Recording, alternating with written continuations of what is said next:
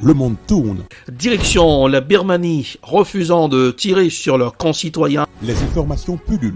Tout de suite, voici les informations. C'est le moment d'ouvrir la page internationale avec Erlich Dorelas depuis Boston, Massachusetts.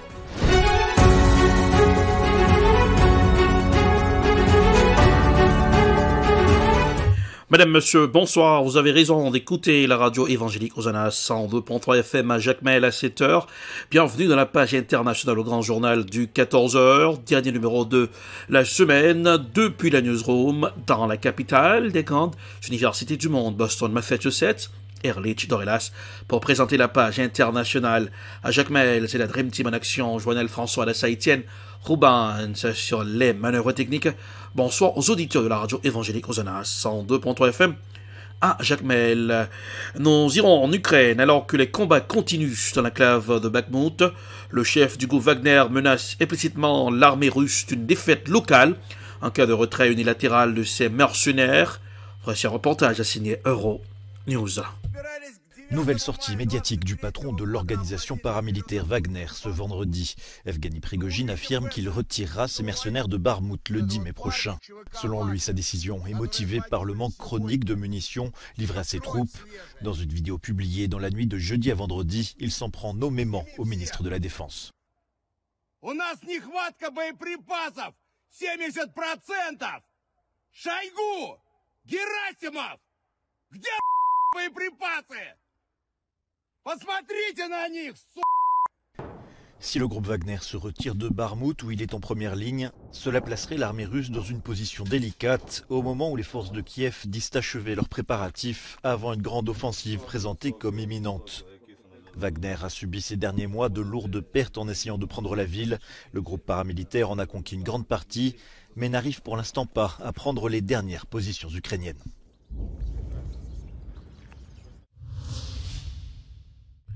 Aux États-Unis, 4 militants du groupe d'extrême droite Proud Boys, impliqués dans l'assaut contre le Capitole en 2021, ont été reconnus coupables de sédition. Voici un reportage à signer TV5 Monde. C'est un chef d'accusation extrêmement rare aux États-Unis. 4 membres du groupe d'extrême droite Proud Boys, les garçons fiers en français, viennent d'être reconnus coupables de sédition. Ils risquent 20 ans de prison. Le 6 janvier 2021, ces partisans de Donald Trump avaient envahi le Capitole alors que le Congrès était en train de certifier l'élection du nouveau président Joe Biden. Les militants contestaient alors les résultats de ce scrutin. Une attaque particulièrement violente contre le temple de la démocratie américaine. Au moins 140 policiers avaient été blessés et 5 personnes étaient décédées en marge de l'attaque. Depuis l'attaque du 6 janvier, le ministère de la Justice a mené l'une des enquêtes les plus vastes, les plus complexes et les plus exigeantes de notre histoire. J'ai promis que le ministère ferait tout ce qui est en son pouvoir pour punir les responsables de cette attaque odieuse qui visait à perturber une pierre angulaire de notre démocratie, le transfert pacifique du pouvoir à un gouvernement nouvellement élu. À l'issue de 2 procès conclus cet hiver, 6 membres d'une autre milice d'extrême droite, les Oath Keepers ou gardiens du serment, avaient déjà été condamnés pour sédition. Ce chef d'accusation implique d'avoir planifié l'usage de la force pour s'opposer au gouvernement. C'est un groupe de personnes qui étaient vraiment organisées et qui avaient un plan d'action ce jour-là. C'est ça qui compte. Ce qui est notable, c'est la façon dont le ministère de la Justice prend les devants pour poursuivre les responsables. C'est important parce que ça pose un précédent en cas de nouvelles inculpations.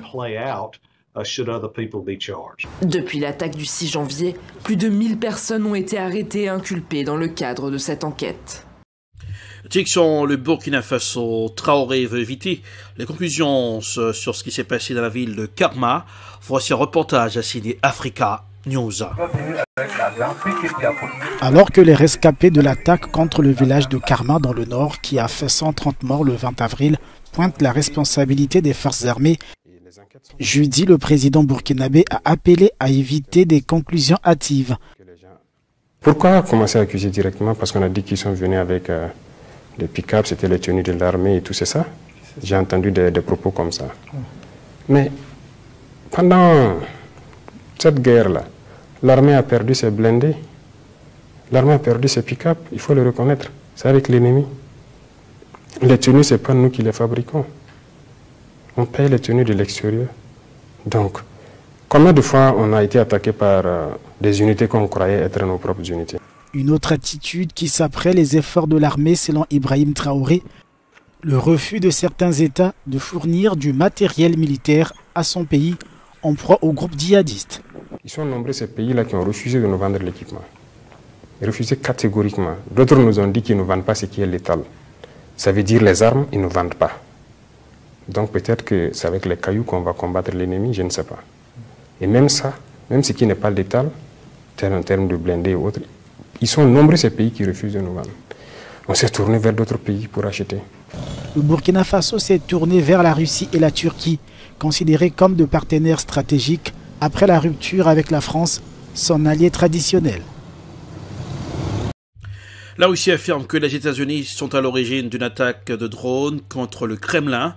Moscou considère l'incident de jeudi comme une tentative d'assassinat ukrainienne contre le président russe Vladimir Poutine. Voici un reportage à signer CGTN News. Moscou estime qu'il est absolument ridicule que Kiev et Washington désavouent ce qui, selon elle, est une tentative d'attaque de drone au Kremlin contre le président russe. Selon les autorités, Vladimir Poutine ne se trouvait pas dans le bâtiment au moment de l'attaque qui a eu lieu dans la nuit de mercredi à jeudi. Le Kremlin affirme que les décisions relatives aux actes de terrorisme, comme Moscou les décrit, ne sont pas prises à Kiev, mais à Washington, et que l'Ukraine ne fait que mettre en œuvre les plans des États-Unis. Moscou affirme que les États-Unis ont souvent sélectionné des cibles à attaquer pour l'Ukraine. Le porte-parole du Kremlin, Dmitri Peskov, insiste sur le fait que les services spéciaux russes ont des preuves sans en révéler ni en mentionner aucune. Moscou estime qu'une telle implication est dangereuse et qu'il existe plusieurs options de réponse possibles. Le ministère russe des Affaires étrangères a également déclaré que les tentatives d'attentat ne devaient pas rester sans réponse. Selon Moscou, l'incident prouve que la Russie doit atteindre les objectifs de son opération spéciale. Washington a rejeté les allégations selon lesquelles il était impliqué de quelque manière que ce soit. Parlons des BRICS. Les BRICS se tournent actuellement vers l'Afrique, au milieu des troubles politiques mondiaux. Les pays du bloc cherchent à renforcer leur partenariat avec l'Afrique, ce qui semble donner des résultats positifs. L'Algérie a déjà exprimé son intérêt à se joindre au groupe. Écoutons un extrait de l'émission sur RT AfriConnect.